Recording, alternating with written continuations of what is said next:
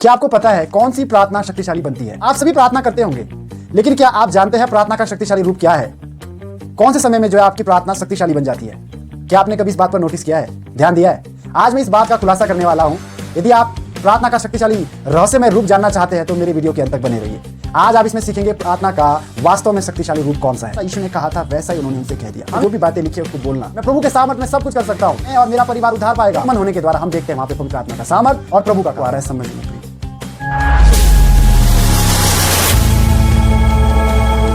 मसीह की मेरे प्यारे भाई बहनों, तो आज हम सीखने वाले हैं प्रार्थना का शक्तिशाली रूप क्या है।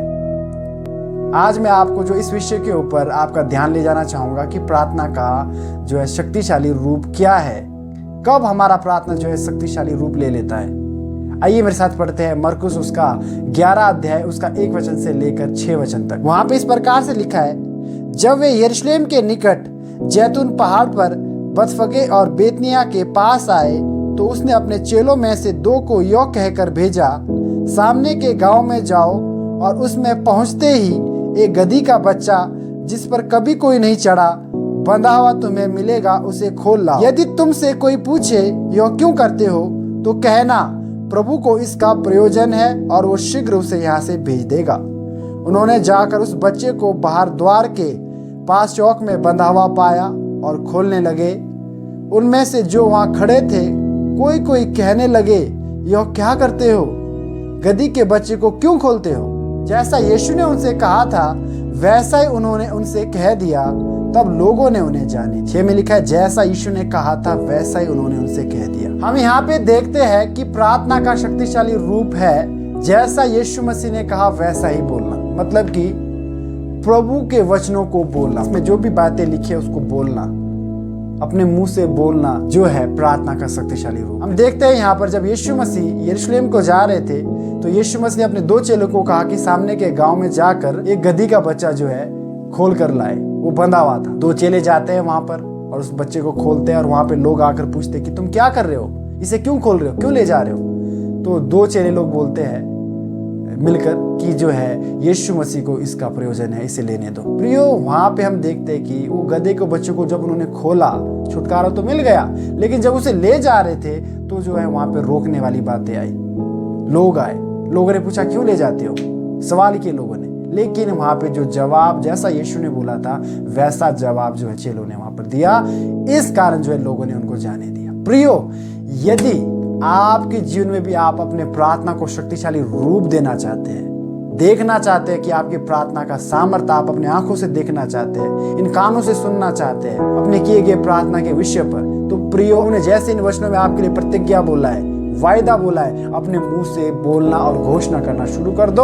आपके जीवन में जो है वो बातें पूरी हो जाएगी, आप उनको जो है अपने जीवन में देखोगे, तब जो है आपकी प्रार्थना शक्तिशाली रूप ले लेती है। यहाँ पे जो है गधी का बच्चा बंधा हुआ है, वहां पर कई समय से बंधा हुआ है, उसको छुटकारा नहीं मिला है, लेकिन हम जब देखते हैं उसे जब खोला गया उसको आधा छुटकारा मिला, लेकिन पूरा छुटकारा तब तक नहीं मिला जब तक उन्होंने बोला नहीं, मालिक से, लोगों से बोला नहीं। आपके जीवन में भी परेशानियों से, समस्याओं से, रुकावटों से, कर्जों से छुटकारा तभी मिलेगा जब आप प्रार्थनाओं में प्रभु के वचनों को बोलोगे। जैसे प्रेरितों के काम 16 का 31 में लिखा है, वहां पे बताता है वचन कि मैं और मेरा घराना उद्धार पाएंगे। इन बातों को जो है आप अपने जीवन से बोलना शुरू करो। बोलो, मैं प्रभु के सामर्थ्य में सब कुछ कर सकता हूँ, मैं और मेरा परिवार उद्धार पाएगा। बोलो, मैं और मेरा परिवार छुटकारा प्राप्त करेगा, मैं और मेरा घराना प्रभु में आशीषित होगा। इन शब्दों को आप जो अपने प्रार्थना जीवन में बोलना शुरू करो। सुबह शाम हर समय इन बातों को बोलना शुरू करो। जब आप इन बातों को बोलना शुरू कर दोगे तो आप अपने जीवन में जो है आपकी प्रार्थना का शक्तिशाली रूप देखोगे।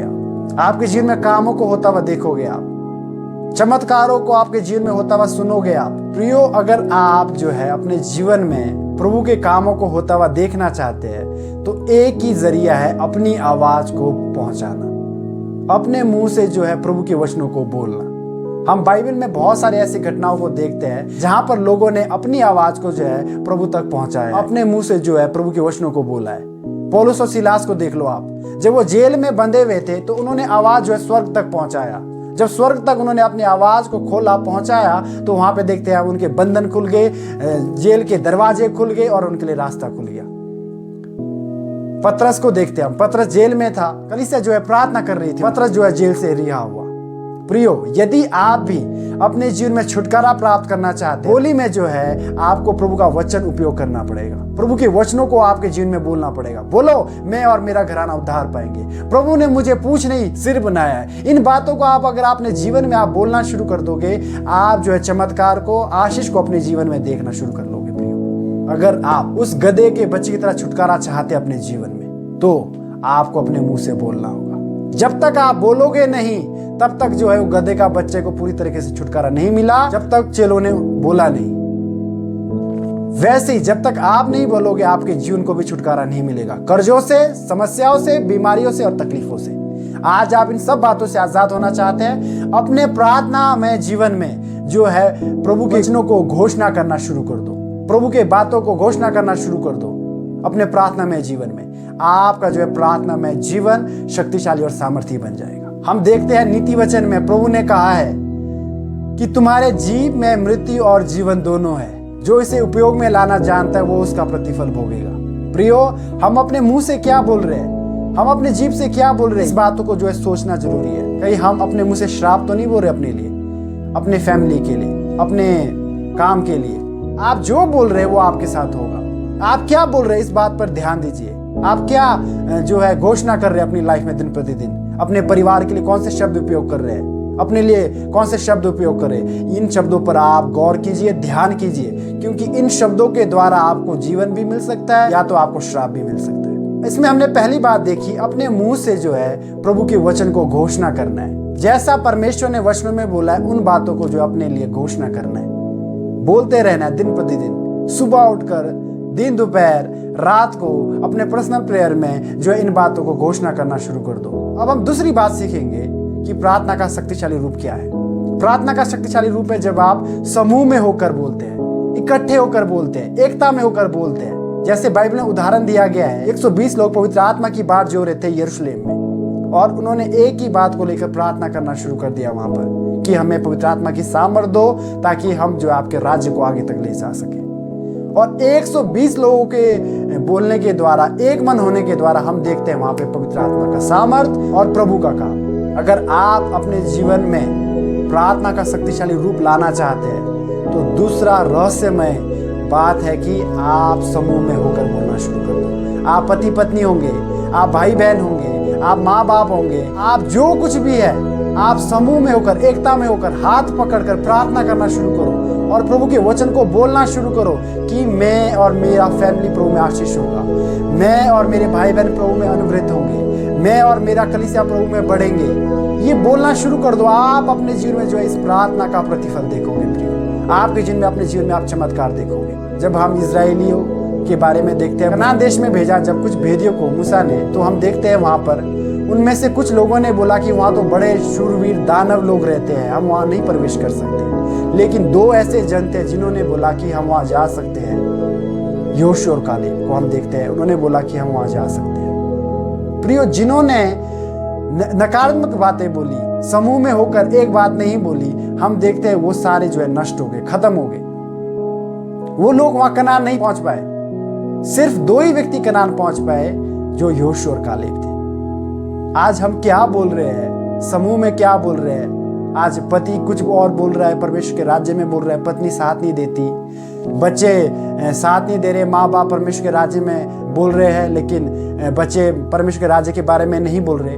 इसलिए जो है परिवार में, कलीसिया में आशीष नहीं है, क्योंकि वो समूह में होकर, एकता में होकर एक बात नहीं बोल रहे। हम मरकुस की किताब में जो कहानी पढ़ा हमने, 6 वाक्य को हम गौर करते हैं, तो वहां पे जो है 2 जनों ने एक ही बात को बोला है कि यीशु मसीह ने मंगवाया इस गधे के बच्चे को। आपको आ रहा है समझ में प्रियो? जो है हमें समूह में होकर, एकता में होकर, एक चित होकर एक बात को बोलना पड़ेगा। अगर आप एक बात को अपने जीवन से बोल रहे हैं, पति पत्नी मिलकर बोल रहे हैं, कलीसिया मिलकर बोल रहे हैं, तो वो बात आपके जीवन में पूरा होगा ही होगा। प्रार्थना का आपके जीवन में जो है सामर्थ्य दिखेगा। अगर हम यहाँ पे एक चेला बोलता कि मंगाया और दूसरा चेला ना बोलता, शायद वहां का पैदा हो सकती थी। यहाँ पे अगर 2 चेले सेम टू सेम प्रभु के वचनों को ना बोलते, तो शायद वहां के लोग उस गधे के बच्चे को नहीं जाने देते। इन्होंने जो है दोनों ने मिलकर एक ही बात को बोला। प्रियो, हमें एकता में रहकर समूह में रहकर एक बात को जो है घोषणा करना है, मांगना है। तो हम देखते हैं अपने जीवन में प्रार्थना की सामर्थ्य को, प्रार्थना का शक्तिशाली रूप को देखते हैं। आशा करता हूं कि आपने इन वचनों से जो है प्रार्थना का शक्तिशाली रूप सीख लिया होगा। यदि आप प्रार्थना कर रहे हैं, एकांत में प्रार्थना करते हैं, परिवार के बीच में रहकर प्रार्थना करते हैं, कलीसिया में जाकर प्रार्थना करते हैं, तो प्रियो अपने प्रार्थना में जीवन में इस तरीके से प्रार्थना करना शुरू कर दो। आप अपने जीवन में रिजल्ट को, परिणाम को अपने जीवन में होते हुए देखोगे।